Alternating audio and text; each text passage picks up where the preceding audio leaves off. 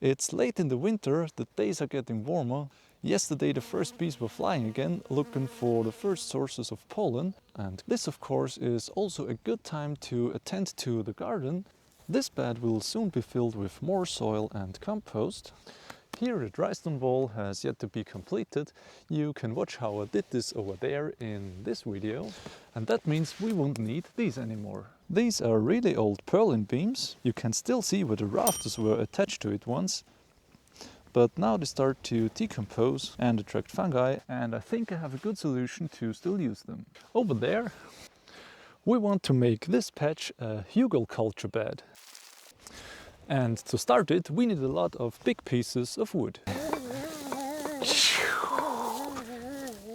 Hugel comes from the German word Hügel and means hill. This method was made popular about 50 years ago by an Austrian farmer who managed to grow exotic fruits like kiwis and lemons in snowy altitudes of up to 1500 meters above sea level.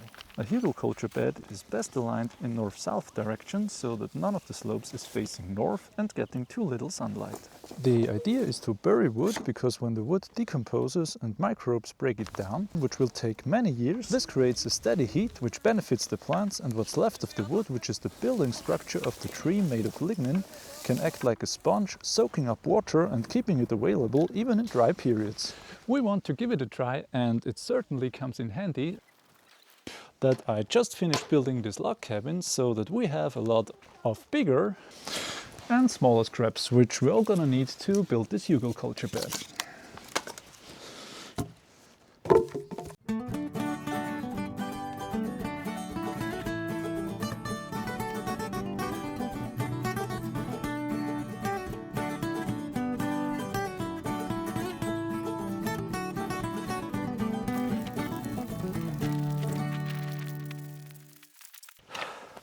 You can also start directly on the grass without digging, but I need the grass bricks later on.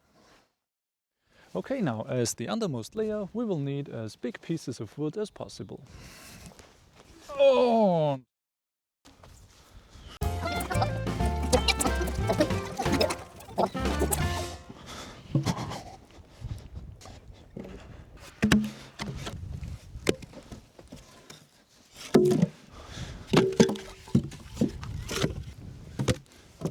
Try to pack everything as tight as possible.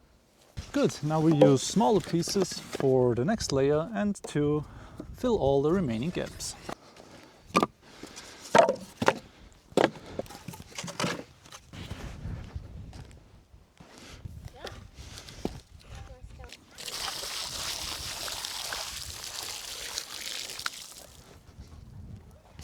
Keeping everything wet promotes decay, which is just what we want with a hugel culture bed.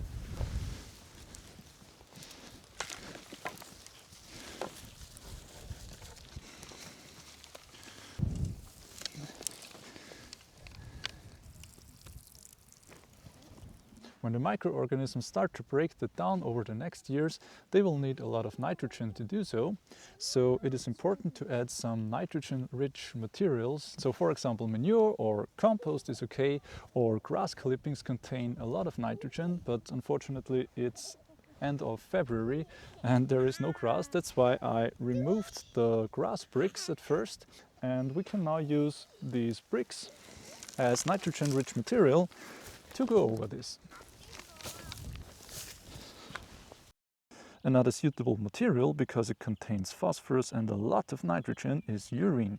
So in principle, you could just as well pee on the hugel bed. But don't do it with the plants already in, not because it's gross or poisonous or something, but because it can have too much of a fertilizing effect, literally burning the roots of your plant.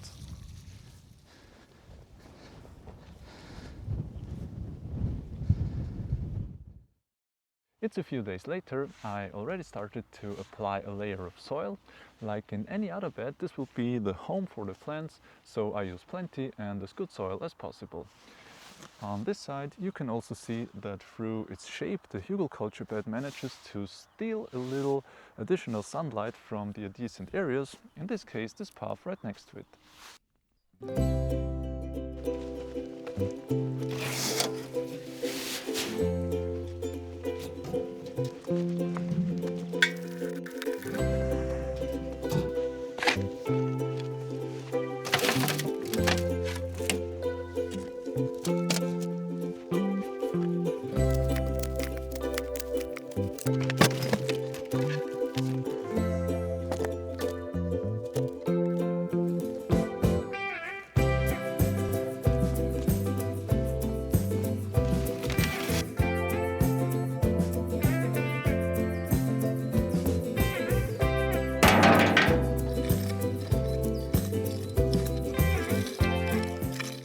little trench on top should make watering easier.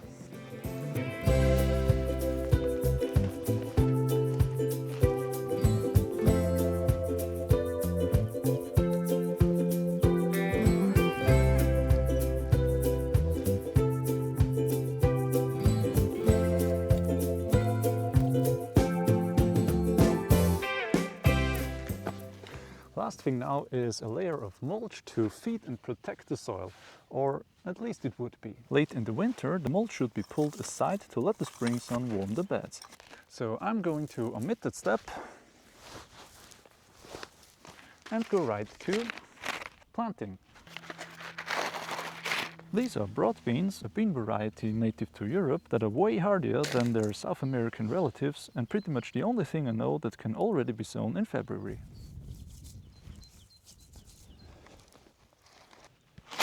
I don't know if the grass beneath the soil contains enough nitrogen, so I think legumes are a good choice because they are capable of supplying themselves with nitrogen from the air, because they're doing a symbiosis with special bacteria living at the roots. I don't think there is a lot to expect from the Hugel culture bed in its very first year, because all the processes that it is capable of doing have yet to really get going, but once the decomposition of the wood starts, it will hopefully feed our soil for a very long time.